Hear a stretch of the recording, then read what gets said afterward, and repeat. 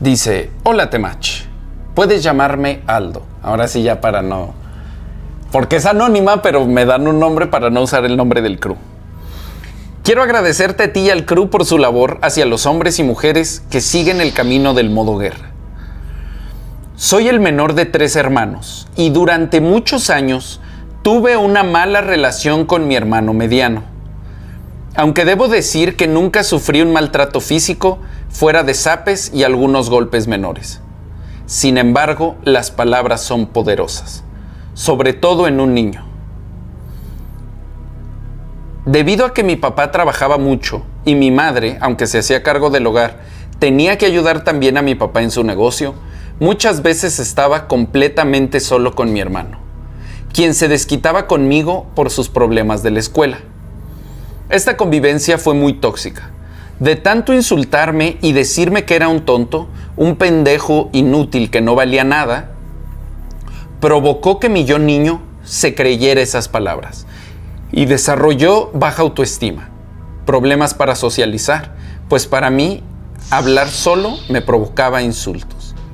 Sumado a esto empecé a refugiarme en la comida, lo que provocó que subiera de peso y me odiara a mí mismo. Entonces genera un circuito. ¿Ven lo que les decía hace rato?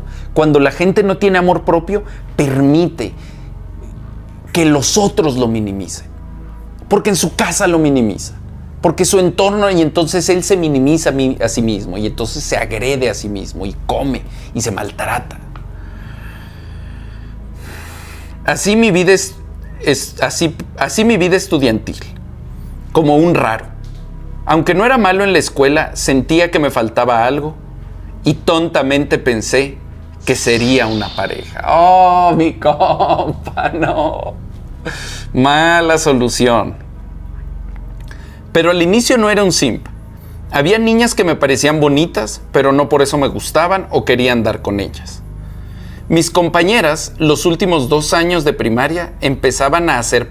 mis compañeros y compañeras, los últimos 2 años de primaria empezaban a hacer parejas y a besarse en secreto.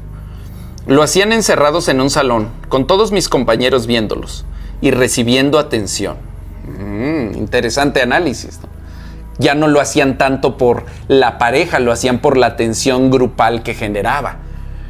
Jueguitos como la botella. Está interesante preguntarse cómo funcionan, cuál es la lógica social de jueguitos como la botella. ¿Por qué requerimos de la validación social para darnos nuestros primeros besos? ¿Por qué no lo hacemos solos? ¿Por qué implica un chorro de miedo, pero dentro de estos contextos de juego social nos permitimos esas primeras exploraciones? Eso es interesante. Para mí, eso eran cosas de adultos y no quise participar. Aunque evité el castigo de los maestros, que obviamente se enteraron y llamaron a los papás, sufrí un castigo social por parte de mis compañeros, ya que solo 5 niños de aproximadamente 40 no participamos en eso. Después de ese incidente, mis primeros años de secundaria fueron buenos, aunque a veces sufría bullying. Todos estaban con hambre, queriendo tener novia, lo que disminuía su atención en mí. No me hacían bullying porque andaban de simps. ¡Ah, la verga! Eso es un buen Temach Blog. Cuando el simpeo ayuda. Anótame ahí ese tema, ¿no? Voy a encontrar una forma de desglosar. Veces que el simpeo ha sido positivo. Yo solo hacía amigos y amigas. No me costaba socializar con niñas, ya que no las veía con atracción y mi interacción con ellas era normal. Obviamente me preguntaban quién me gustaba, a lo que yo solo decía el nombre de la niña que me parecía más bonita en ese momento. Pero no me interesaba tener novia y a nadie le importaba eso.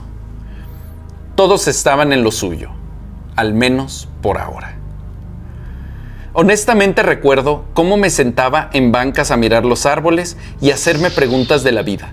¿Cuál era el sentido? ¿Por qué estaba aquí? ¿Tenía una misión o algo por el estilo? No lo entendía, pero después esos pensamientos se volteaban en mi contra. Empecé mi vida amorosa con el pie equivocado, ya que en el último año me dejé llevar por la presión de mis compañeros. O sea, ni quería a mi compa, pero era tanta la presión social que terminó por conceder. Y fíjate cómo sucede la programación social, ¿no? Desde chiquitos las niñas te presionan. Te tiene que gustar a alguien. ¿Quién te gusta? Si no te gusta a alguien, eres gay. Ese es como el gran terror, ¿no? Y entonces te obligan. Tú ni estás pensando en eso. Tú estás pensando en la filosofía de la vida. ¿A qué venimos al mundo? Tengo que encontrar mi camino de vida, mi maestría. Y llegan las morras. Te tiene que gustar una. ¿Quién te gusta? ¿Quién te gusta? Y entonces ahí es donde entra la trampa de la biología, ¿no? Que dices, bueno, si me tiene que gustar una, y entonces las empiezas a ver y dices, y ¡pum! Caíste en la trampa. Mira, ya que el último año me dejé llevar por la presión de mis compañeros que decían que yo era gay por ser el único en no haber tenido novia. Por lo que tuve una mala primera novia. Honestamente no me gustaba, pero yo a ella sí. Y por la presión le pedí andar. Fue celosa, tomaba, fumaba y era alguien caliente. Ella quería tener relaciones y yo no. Ambos teníamos 14. Y gracias a Dios mi papá me habló sobre sexualidad, porque notaba que podría arruinar mi vida con un embarazo.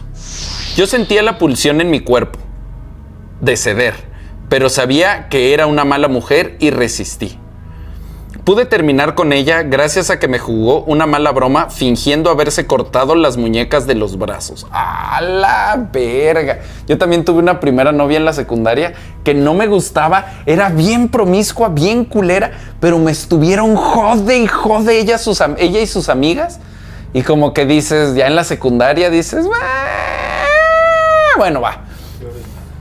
Peor es nada. Tras ella, tuve una buena relación con una niña un año menor, pero terminamos porque me enviaron a una prepa lejana y nuestros horarios no coincidían. Quedé devastado porque había idealizado esa relación y mi primer año de prepa no tuve pareja. Como mencioné, fui enviado a una prepa lejana. Esto fue porque en la prepa cercana a mi pueblo, mi hermano se volvió desobligado y flojo y mis papás no querían que pasara eso conmigo porque yo tenía mejores calificaciones que él. ¡Qué pinche locura!, ¿no? Tu hermano es un valeverga, entonces para que tú no te hagas valeverga te la vamos a poner más difícil y vas a ir a la prepa bien lejos. Fue un año muy bueno, ya que no estaba mi hermano cerca. Bueno, no había mis bullies anteriores y pude ser alguien normal, pero sentía que me faltaba algo. No entendí el sentido de mi vida. Tenía muchas dudas y pocas respuestas. Mis pensamientos se volvieron en mi contra y empecé a tener pensamientos suicidas. Para este punto ya era capaz de defenderme de mi hermano, pero sentía un odio muy grande. A tal punto que una vez estuve cerca de estallar y querer matarlo. Eso era algo muy difícil de controlar. No quería que mis papás tuvieran un hijo asesinado por otro, y en cierto punto pensé que el mundo estaría mejor sin mí. Por suerte, en aquel momento tenía una amiga lejana con la que hablaba por Face. Ella me convenció de no hacerlo. Me senté a hablar conmigo mismo. Quería dejar la escuela para buscar mi camino. Hablé con mis papás sobre el tema, pero ellos negociaron y me pidieron terminar la prepa. Y de ahí vería lo que haría. Solo que me cambiaría a la prepa cercana, ya que en la anterior tenía una carrera técnica que me estresaba mucho. Lamento tanto texto, pero quise darlo para que se pueda entender mejor lo que sigue. No, está bueno, mi compa, porque algo bueno de las historias de terror, aunque sean largas, ciertas historias como esta, les recuerdo que esto es un preámbulo a las que estamos haciendo en ficción. Vamos a hacer una miniserie que es como una película de varias historias de terror con actores, con todo. Estamos escogiendo las más tétricas, pero esto nos sirve para ir entendiendo cómo funcionamos casi todos, en qué nos parecemos, cómo todos pasamos por estos procesos de identidad cuando somos adolescentes, cómo pasamos por este proceso de decir quién soy, en dónde pertenezco, cómo pensamos que una mujer me va a decir en dónde pertenezco, que una mujer es lo que necesito en mi vida cuando estoy teniendo otros problemas en mi vida. Entonces es importante ver con honestidad cómo todos más o menos pensamos la misma serie de locuras. Por problemas de trámites, entré 3 días tarde a mi segundo año de prepa. por lo que necesitaba los apuntes anteriores. Miré a una de mis compañeras y le dije, tú te ves responsable, ¿me prestas tus apuntes? Ella me los dio y viso, esa temachina está buenísima. Tú se ve que sabes lo que haces, ¿me prestas tus apuntes? Ah, no, mejor no. Oila, ¿me prestas tus apuntes? Sí, la morra enclochada de por vida. Le hubiera regresado los apuntes a Blanca, enclochada de por vida. Pero bueno, de todos modos se enclochó. Ya me perdí. Blanca. Me volví amigo de ella y de su amiga Aline. ¡Competencia de morras! Blanca y yo teníamos gustos y traumas muy parecidos. Ella me platicó que su mamá la dejaba encerrada en un cuarto y lloraba por el miedo a estar sola. También sufrió bullying en la escuela, tuvo pensamientos suicidas y teníamos la misma mentalidad de víctimas, entre otras cosas. Y esto es lo que la gente luego dice, ¿por qué entre engañados no nos entendemos? ¿Por qué siempre que hay uno bueno hay uno malo? Porque la gente que tiene mentalidad de víctimas no se puede relacionar con otra gente que tiene mentalidad de víctimas. Necesitan un victimario. Yo no he leído esta historia, pero seguramente Aline era victimaria de Blanca. De las dos amigas, si una es víctima, la otra era victimaria. Y entonces cuando llegó una nueva víctima, seguramente la Aline se agarró a mi compa también de víctima. Pero vamos a ver qué tanto le atiné. Aline era un poco más rara. Tenía mucho gusto con el gore. Le gustaba inventar historias raras. Solo diré eso de ella. No, mi compa, cuenta el chisme bien. Fíjense qué noble mi compa. No la voy a quemar. Nadie sabe, le hubiera puesto otro nombre y ya. El chiste es que veamos cómo hay ese otro lado. Nos cuenta todo a profundidad menos ella. Ya sé, vaya amigas que tenía. Pero así me la pasé mi segundo año. Para el tercero seguimos siendo amigos. Pero yo había empezado a consumir videos de superación personal, audiolibros.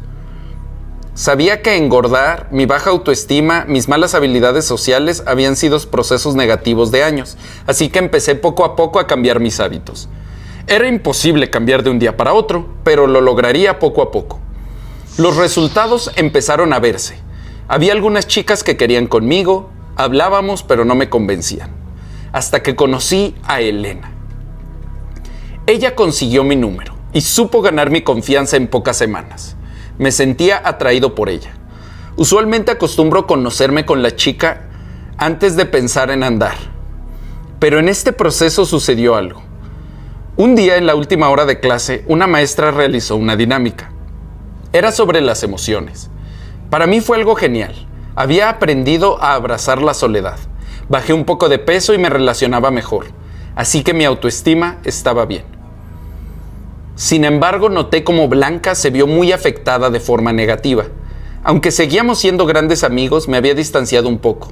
Todo el salón sabía que yo le gustaba, incluido yo, pero yo me hacía el tonto. Ella se quedó hablando con la maestra y yo me fui a mi casa. Pero la preocupación me abrumaba. Era mi amiga. Yo había tomado un camino de acciones para mejorar, pero ella seguía con su mentalidad de víctima y temía por lo que se hiciera. El Capitán Salvaputas se apoderó de mí. Pero fíjate que aquí no es Capitán Salvaputas, porque esta morra era tu amiga. Aquí sí es algo chingón el que quiera salvar a tu amiga, sobre todo porque te sentías identificado, porque ella era como tú. Y ahora que tú descubriste la salida, pues tal vez tú le podías enseñar la salida. Tal vez los mismos videos, lecturas e ideas que a ti te habían ayudado la podían ayudar a ella. Le escribí y en efecto me dijo que quería acabar con su vida, que no era atractiva, su mamá la odiaba y sobre todo le había ido mal en el amor.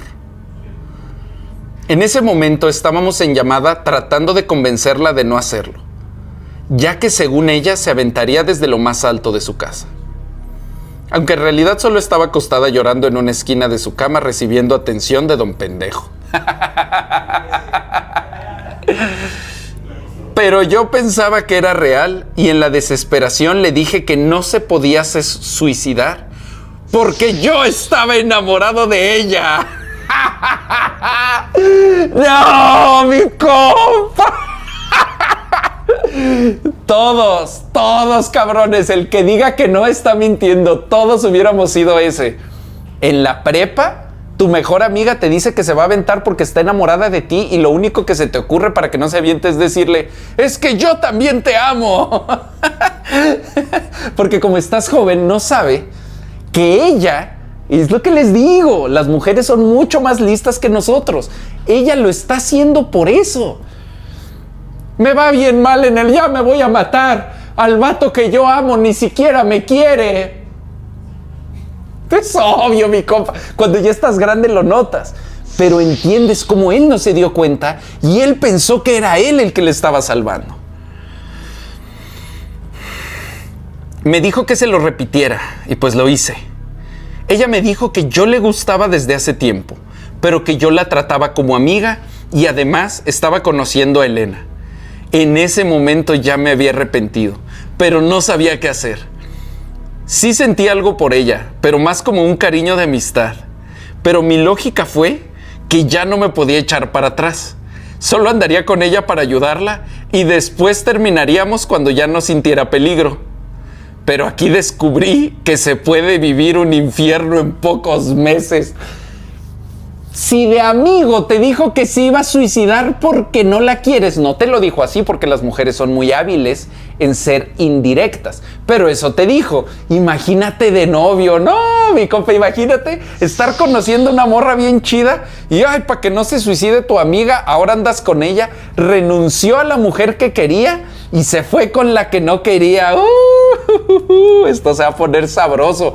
Y aquí yo les pregunto, mis compas, pónganlo en el chat. ¿Ustedes qué creen que pasaría si fuera al revés? Si un hombre le dijera a su amiga, me voy a suicidar porque estoy enamorado de ti y tú no me quieres. La morra le diría, pues aviéntate, a mí me vale verga. ¿O usted qué cree que pasaría? Pónganlo en el chat. Fue una tormenta de bipolaridad. Ella se ponía muy cariñosa conmigo y este es el problema de la identificación. Que no eres tú. El hecho de que tú sientas que esa persona tiene cosas similares a ti es un proceso psicológico que hacemos para sentirnos parte de, pero no es real. Entonces tú sentías que si tú le ayudabas a la morra, esa morra iba a salir, pero esa morra lo que tenía era mucho más grave que lo que tú tenías. Ella se ponía muy cariñosa conmigo. En persona no mostraba nada de sus problemas, pero cuando estábamos solos o hablando por mensajes cambiaba. Me decía que la iba a dejar, que todos los hombres mienten. Se quejaba de su madre, de su ex, y tenía que pedirle que comiera, ya que ella no quería comer nada porque se sentía gorda. Eso sumaba a que me mandaba fotos desde arriba diciendo que saltaría si no le contestaba. No podía estar un minuto en mi casa sin descuidar el celular para contestarle.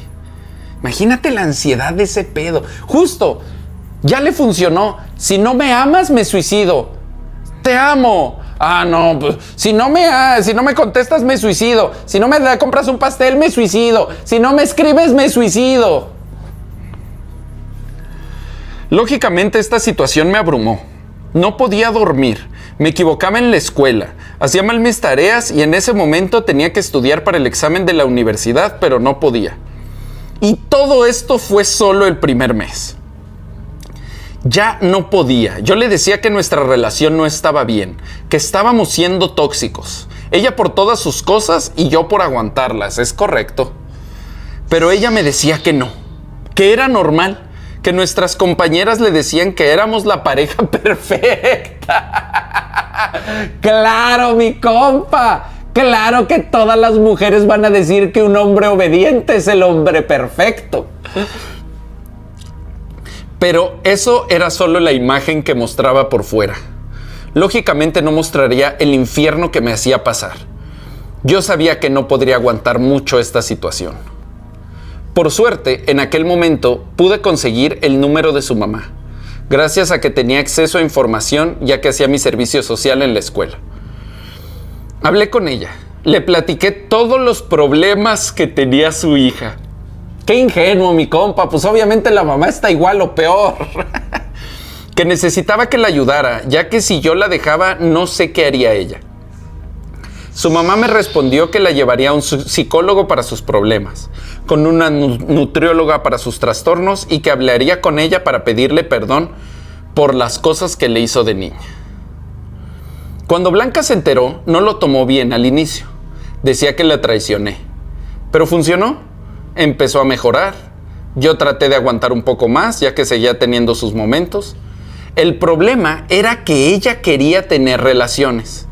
Yo trataba de disimular que sí quería, pero los microgestos me delataban, ya que ella me había contado que se acostó con un desconocido para vengarse de su ex. Nada prende más a un hombre que escuchar que una mujer se acostó con un desconocido para vengarse de su ex. Es sarcasmo para los que no entendieron. Como no podíamos convivir fuera de la escuela, me libré de eso. Pero hubo un momento que me da mucha vergüenza. En las últimas semanas, antes de terminar, ella me dijo que si me casaría con ella. Y yo le dije que sí. Pero ella, con bastante colmillo, notaba que no.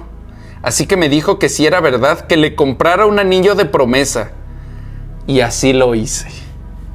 Compré el chingado anillo.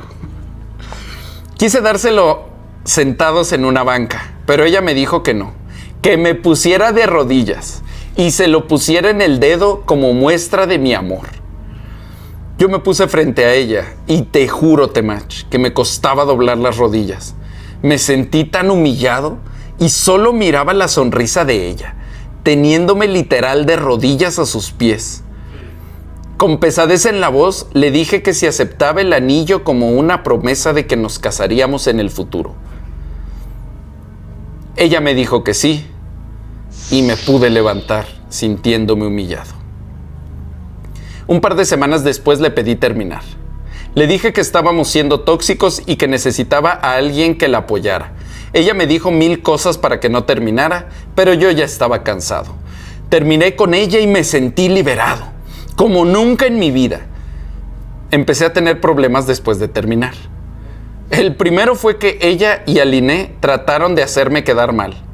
No me importó lo que pensaran de mí. Si alguien me preguntaba, yo les mostraba los mensajes y todos me decían, güey, ¿qué pedo con esa vieja? Está loca. Pero fíjate lo de siempre, ¿no? Las mujeres destruyen la reputación de un hombre, aunque la loca haya sido ella. El hombre siempre solo tiene los mensajes para defenderse. Y hay muchos hombres que ni siquiera muestran los mensajes. Aline me tomó bastante rencor. Mire, pero me equivoqué de Aline. Aline no era la victimaria. Ya que cuando Blanca y yo nos hicimos novios, ella se vio muy apartada. Tras terminar, yo me alejé de ella, pero Blanca también se alejó y me culpó a mí. Por último fue la pandemia, que aunque evitó que Blanca y yo nos volviéramos a ver, ya que les recuerdo que estábamos en el mismo salón, también potenció lo afectada que quedó mi salud mental después de tremendo infierno. Por suerte, hubo algo que me salvó: el ejercicio. Empecé a salir a correr en las mañanas junto con una de mis tías que me motivaba. Gracias a eso empecé a bajar de peso. Terminé mi prepa en línea. No continué la universidad ya que realmente no había nada que me llamara la atención y preferí empezar un proceso de sanarme a mí mismo. Empecé a trabajar. Ahí me salió un video sobre un podcast de Gusgri con un tal Temach que estaba generando mucha polémica. Vi los clips y estuve de acuerdo en todas las cosas que decía ese tal Temach. Empecé a seguir sus enseñanzas y hoy soy un hombre de 23 años, que aunque ya estaba en un proceso de mejoramiento, es gracias a ti, a mi padre y a mi madre y a todos mis mentores que hoy soy quien soy. Y quisiera retomar algo que dije antes.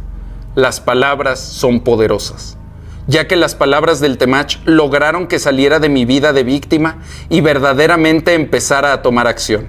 Acción en mi cuerpo, acción en mis relaciones, acción en mi propósito y acción en el único camino que existe: darle duro al modo guerra.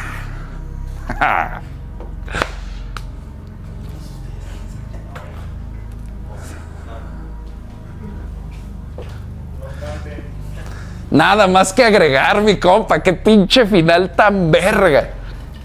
Esas son las cartas que me encantan. Las que tienen un final feliz.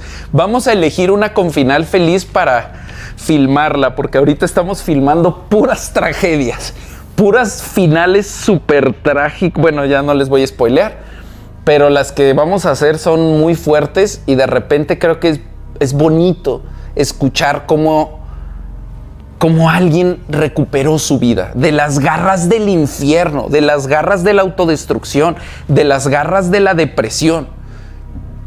Porque justo eso es lo que necesitamos. Todos, mi compa. Los nuevos y los más cabrones, yo, todos. Todos necesitamos saber que se puede recuperar la vida, que se puede tomar el control, que no importa lo que te haya pasado, no importa cuánto hayas sufrido, siempre hay un camino para salir de eso, para recuperar tu camino hacia el alfa, hacia la mejor versión de ti, hacia tu versión poderosa, tu versión capaz, tu versión que cumple sus sueños, tu versión que vive su mejor vida y la disfruta dándole duro al modo guerra.